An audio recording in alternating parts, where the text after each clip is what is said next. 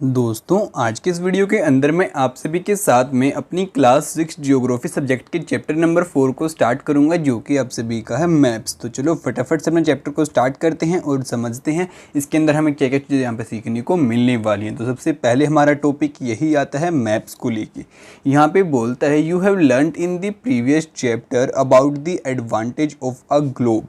कहते हैं कि आपने अपने पिछले चैप्टर के अंदर पढ़ा था कि जो आपका ग्लोब होता है, यानी कि जो हमारी अर्थ का एक मॉडल होता है, ऐसा आपने देखा हो तो वो हमारे लिए कितना ज़्यादा यूज़फुल होता है और उससे हमें कितनी ज़्यादा डिटेल यहाँ पे मिल सकती हैं। तो चलो इसके साथ आगे देखते हैं। तो आगे बोलता है however globe has limitations as well. जबकि जो आपका ग्लोब होता है उसकी कुछ लिमिटेशंस भी आपकी यहाँ पे रहती हैं। A globe can be useful when we want to study the earth as a whole. हमारा जो ग्लोब होता है ना, वो हमारे लिए तभी यूज़फुल रहता है जब हमें पूरी की पूरी अर्थ को लेकर अपनी स्टडी करना हो। But when we want to study only a part of the earth as about our country, state, district, town and villages, it is of little help. In such a situation we use maps. अब यहाँ पे बताते हैं कि जो हमारा globe होते हैं ना, वो अगर हम पूरी अर्थ की स्टडी कर रहे हैं तो हमारे लिए बहुत ज़्यादा अच्छा साबित हो सकता है। लेकिन अगर हमें अपने गांव की, कस्बे की, शहर की, या फिर अपनी कंट्री की, या फिर अपनी स्टेट की स्टडी करनी है, तो हमारे लिए जो मैप है सबसे बेस्ट ऑप्शन हमारा रहता है। और ऐसी सिचुएशंस के अंदर हम अपने मैप्स का यहाँ पे यूज़ करते हैं। A map is a representation or a drawing of the earth surface or a part of it on a flat surface according to a scale. अब यहाँ पे बताता है कि बेसिकली आपके मैप्स होते क्या हैं। तो यहाँ पे बोलते हैं कि जो आपके मैप्स होते हैं ना, वो आपकी रिप्रेजेंटेशन होती है। किसकी रिप्रेजेंटेशन होती है? आपकी अर्थ के किसी पार्ट की एक शीट के ऊपर, आपके पेपर के। और वहाँ पे बताता भी है कि जो आपका स्केल होता है उससे मेजरमेंट भी वहाँ पे आपको शो की जाती है। आगे चल के हम आपको रियलिटी के अंदर मैप्स दिखाने वाले हैं और उन्हें दिखा के आपको समझाने भी वाले हैं। तो चलो अब आगे बात करते हैं। तो आगे बोलता है but it is impossible to flatten a round shape completely. और कहते हैं कि जो हमारी, आपको ये तो पता है जो अर्थ है हमारी वो बिल्कुल राउंड है, और हमने क्या किया है, अपनी अर्थ के किसी पार्ट को एक मैप के ऊपर, एक यानी कि एक फ्लैट शीट के ऊपर लेके हम आ चुके हैं। तो यार हमसे बहुत ज़्यादा प्रॉब्लम हमको आई, क्योंकि कोई भी हमारी राउंड सरफेस होती है, अगर हमें उसको बिल्कुल कम्प्लीटली फ्लैट करना है तो हम उसको अच्छे से फ्लैट नहीं कर सकते, उसमें थोड़ी बहुत कमी यहाँ पे हमारी रह जाती है। बाकी चलो अब यहाँ पे हम एक एक्टिविटी करने के लिए भी बोलता है हमारे लेट्स डू के अंदर। एक बार इस एक्टिविटी को भी यहाँ पे समझ लेते हैं। अब बोलता है take an old rubber ball and draw whatever you like on over it. You also mark north pole and south pole on it. Now cut its ball with a knife and try to flatten it. Notice how the drawing are disordered. अब बच्चों यहाँ पे basically आप सभी को क्या बोलते हैं कि अब आपके घर पे कोई भी अगर रबड़ की पुरानी बॉल पड़ी हुई है तो आप उसको लो। लेने के बाद क्या करो, आप उसके ऊपर यहाँ पे नॉर्थ पोल बनाओ, साउथ पोल बनाओ, और फिर बाद में कोई भी आप उसके ऊपर यानी कि जो भी ड्राइंग मन करे यहाँ पे बना दी मानो। उसके बाद क्या करना है, आपको उस बॉल को सिंपली यहाँ से कट कर देना है अपनी सीजर के साथ में। ओके, अब कट करने के बाद आपकी जो बॉल है कुछ ऐसी हो जाएगी, आपकी होलो टाइप में, ऐसी आपकी बॉल कट जाएगी। अब आपका साउथ पोल यहाँ पे आ गया, नॉर्थ पोल यहाँ पे, और ये आ गई आपकी यहाँ पे ड्राइंग। फिर आपको क्या करना है कि जो आपकी बॉल ऐसी हुई है, इसको आपको ऊपर से प्रेस करके यहाँ पे बिल्कुल एक शीट की तरह फ्लैट करने की कोशिश करनी है। फिर आप देखना कि जो आपने यहाँ पे ड्राइंग बनाई थी वो कैसे आपकी यहाँ पे डिसऑर्डेड हो जाती है, यानी कि जो उसकी शेप है वो कैसे यहाँ पे चेंज हो रही है।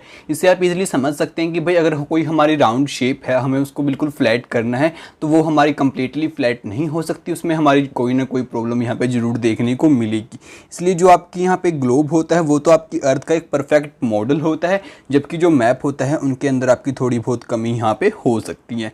बट जो हमारे मैप होते हैं उनका हम यूज़ करते हैं हमारे किसको मापने के लिए, हमारे जैसे स्टेट हो गई, कंट्री हो गई, हमारी डिस्ट्रिक्ट हो गई, हमारा गांव हो गया, कोई मतलब कि हमारे ग्लोब के या हमारी अर्थ के किसी पार्ट के लिए। अगर हमें पूरी की पूरी अर्थ को स्टडी करना है तो हम यूज़ करेंगे किसका, हमारे ग्लोब का। तो यही बात अब तक आप सभी को इन दोनों के अंदर यहाँ पे समझाई है। तो चलो इसी के साथ अब आगे समझते हैं। तो आगे बोलता है we find that maps are useful to us for various purposes. One map show a small area and a few facts. अब यहाँ पे बताते हैं कि हमने बहुत सारे तरीकों से इस बात को जाना है कि जो हमारे मैप होते हैं हमारे लिए सबसे ज़्यादा यूज़फुल वो रहते हैं। अब आप एक बात देखो, यहाँ पे बोलते हैं कि जो आपका मैप होता है ना, उसके ऊपर हम बहुत सारी चीज़ें आपको बता सकते हैं कि भाई जैसे इस गांव के अंदर यहाँ पे कुआं है, यहाँ पे इन लोगों के घर हैं, यहाँ पे इन लोगों के घर हैं, यानी कि हम बहुत सारी इन्फॉर्मेशन अपने मैप के अंदर वहाँ पे दे सकते हैं और बता सकते हैं कि भाई यहाँ से रेलवे लाइन जाती है, यहाँ से नदी जाती है। तो इस तरीके से जो हमारे मैप हैं वो हमारे सबसे ज़्यादा इंपॉर्टेंट यहाँ पे रहते हैं। अनदर मैप में contain as some many fact as big book, और कहता है कि कुछ मैप हमारे इतने ज़्यादा वो होते हैं, मतलब कि फैक्ट अपने अंदर रखते हैं कि वो एक बड़ी बुक की तरह हमारा काम कर सकती हैं। When many maps are put together, we get an atlas. Atlases are of various size, measurement, drawn on different scale. अब यहाँ पे बताता है कि अगर आपके अलग अलग टाइप के मैप्स को हम इकट्ठा कर देंगे तो वो क्या बन जाएगी, आपकी एटलस बन जाएगी। अब एटलस के बारे में मैंने आपको पहले भी बता रखा है कि आपकी बुक होती है जिसके अंदर बहुत सारे आपके मैप गिवन होती हैं। अब इसी के साथ बोलते हैं कि जो आपकी एटलस के अंदर अलग अलग टाइप के मैप होती हैं वो आपके डिफरेंट स्केल को लेके मापे गए होती हैं। Maps provide more information than a globe. They are different types. Some of them are described below. अब कहता है कि जो आपके मैप होते हैं ना वो आपके ग्लोब से ज़्यादा इन्फॉर्मेशन आपको प्रोवाइड करते हैं, और आपके मैप्स की बहुत सारी टाइप होती है जिनमें से कुछ टाइप आपकी यहाँ पे गिवन है। तो चलो स्टडी करते हैं। सबसे पहले टाइप आती है आपकी फिजिकल मैप्स। अब यहाँ पे बोलता है map showing natural features of the earth such as mountain, plateau, plains, rivers, ocean etcetera are called the physical और रिलीफ मैप्स। अब यहाँ पे बताते हैं कि जो मैप्स आपके क्या शो करें, आपको बताएं कि भाई यहाँ पे आपके पहाड़ हैं, यहाँ पे प्लेट्यू है, यहाँ पे आपका प्लेन एरिया है, यहाँ से आपकी नदी जाती है, यहाँ पे आपका समुंदर है, और ऐसे ऐसी चीज़ें आपको दिखाएं जो कि आपके नेचर से रिलेट करती हैं। तो वो कौन से मैप होंगे, आपके फिजिकल मैप, और उनको हम यहाँ पे रिलीफ मैप भी बोल देते हैं। अब इसी के साथ सेकेंड टाइप आती है आपके पॉलिटिकल मैप्स की। अब यहाँ पे बोलता है map showing cities, town and villages and different countries and state of the world with their boundaries are called political map. अब वो वाले मैप जो कि आपको शहर दिखाएंगे, आपके गांव दिखाएंगे, आपके कस्बे दिखाएंगे, साथ में आपको देश दिखाएंगे, और अलग अलग देशों की सीमा यानी कि बाउंड्रीज भी आपको बताएंगे। तो वो सभी आपके कौन से मैप्स होते हैं, वो होते हैं पॉलिटिकल मैप। और फिजिकल मैप कौन से होते हैं, जो कि आपको नेचुरल फिनोमेना जैसे कि आपके माउंटेन, प्लेट्यू, रिवर, ओशन वगैरह दिखाएंगे। तो आप इन दोनों टाइप को यहाँ पे याद कर लो। अब चलते हैं हमारी थर्ड टाइप की तरफ, जो कि हमारी थीमेटिक मैप्स। तो यहाँ पे बोलता है some maps focus on specific information such as a road maps, rainfall maps, maps showing distribution of forest, industry etc. अब दोस्तों इसके अंदर आपके वो वाले मैप्स रहते हैं जो कि सिर्फ किसी स्पेसिफिक इन्फॉर्मेशन को आपको बताएंगे। जैसे कि कोई मैप आपको क्या बताएगा कि भाई किस एरिया के अंदर कितनी ज़्यादा आपकी बारिश होती है, तो वो कौन सा मैप होगा आपका। वैसे तो रेनफॉल बताएगा लेकिन वो आपके थीमेटिक मैप्स के अंदर आएगा।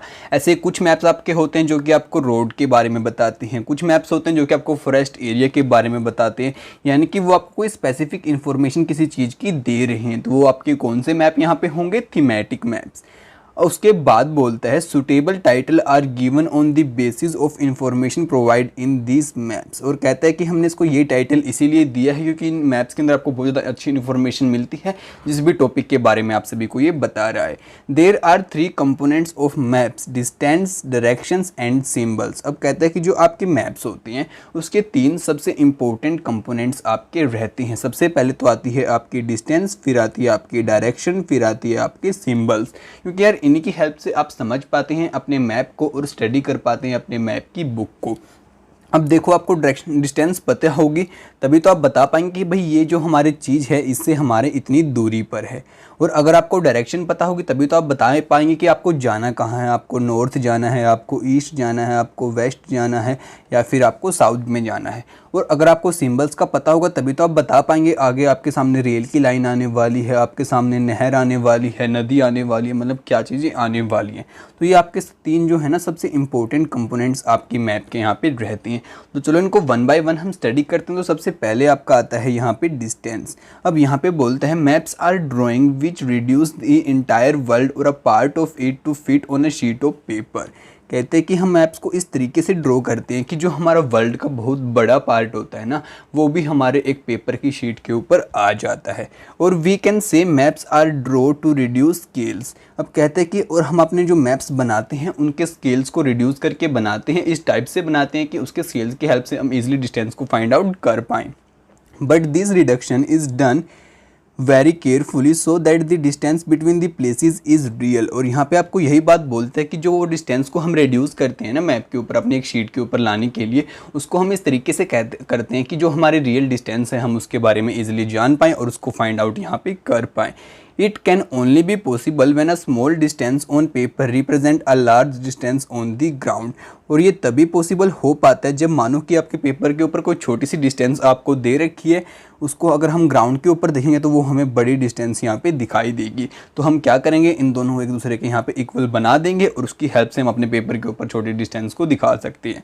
अब आगे बोलते हैं, therefore a scale is chosen for this purpose, scale the ratio between the actual distance on the ground and distance shown on the map. अब कहते हैं कि इसलिए हम स्केल का यूज़ करते हैं हमारे मैप को ड्रॉ करने के लिए, और उस स्केल की जो रेशियो रहती है वो ये रहती है कि आपकी जो रियल में डिस्टेंस है और जो आपकी पेपर के ऊपर डिस्टेंस रहती है उन दोनों का रेशियो। अब यहाँ पे एग्जांपल भी आप सभी को एक अच्छे से दे रखा है और बोलते हैं the distance between your school and your home is 10 kilometre. कहते हैं कि जो आपका स्कूल है वहाँ से आपके घर की डिस्टेंस मानो कि 10 किलोमीटर है, ठीक है। अब अगर इसको हम पेपर के ऊपर दिखाएंगे तो इतना 10 किलोमीटर जितना बड़ा पेपर हम कहाँ से लेके आएंगे। तो हमने क्या किया, if you show this 10 kilometre distance by 2 centimetre on a map, तो हमने क्या किया, एक मैप के ऊपर ड्रॉ कर दिया 2 सेंटीमीटर डिस्टेंस है हमारे घर से स्कूल की। तो इससे हमें क्या बात समझ में आती है कि जो आपका 2 सेंटीमीटर यहाँ पे है वो किसके इक्वल है, आपके 10 किलोमीटर के इक्वल है। यानी कि आपका 1 सेंटीमीटर यहाँ पे 5 किलोमीटर के क्या हो गया, इक्वल हो गया, ठीक है। बाकी आपको यही बात बोलते हैं, एक बार हम इसको स्टडी भी कर लेते हैं। If you show this 10 kilometre distance by 2 centimetre on map, it means 1 kilometre on the map will show 5 kilometre on the ground. The scale of your drawing will be 1 centimetre is equal to the 5 kilometre.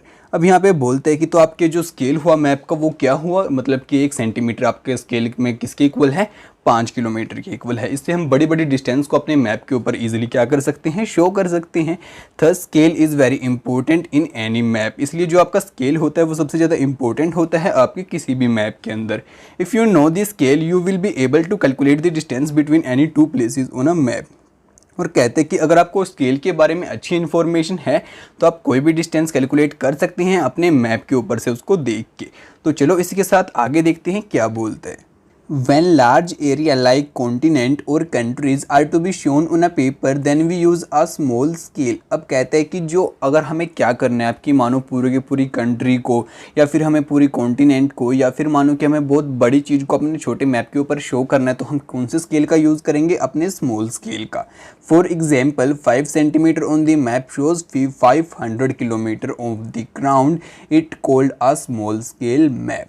मानो कि अगर क्या है कि जो आपका map है वहाँ पे 5 सेंटीमीटर जो आपकी डिस्टेंस है वो शो कर रही है आपके 500 किलोमीटर को, तो इसका मतलब क्या हुआ, हमारा स्केल कैसा है, स्मॉल स्केल मैप वाला हमारा वो स्केल है, ठीक है। और हमने स्मॉल स्केल का वहाँ पे यूज़ किया है अपने मैप के ऊपर।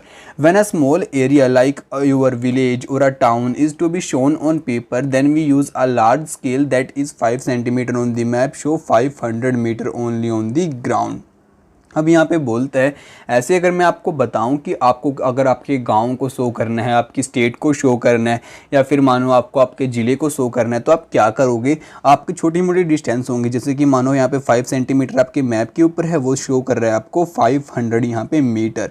तो यार ये थोड़ी छोटी डिस्टेंस हुई, तो यहाँ पे क्या होगा, आपका हमने लार्ज स्केल मैप यूज़ किया है और यहाँ पे जो स्केल है वो आपका कौन सा रहेगा, लार्ज रहेगा। और ऊपर आपका स्केल कैसा था, स्मॉल स्केल था, ठीक है। अब large scale maps give more information than small scale maps. अब यहाँ पे आपको क्या बात समझ में आती है कि जो आपके लार्ज स्केल मैप्स होंगे ना वो आपको ज़्यादा इन्फॉर्मेशन प्रोवाइड करेंगे as compare to your small scale maps, okay. अब चलते हैं हम आगे और देखते हैं आगे हमें लेट्स डू के अंदर क्या एक्टिविटी यहाँ पे करने को बोलता है। यहाँ पे बोलता है, look at the figure 4.1, there is a scale, it may be used for measuring distance between places, for example the distance between the well and the tree is 5 centimetre.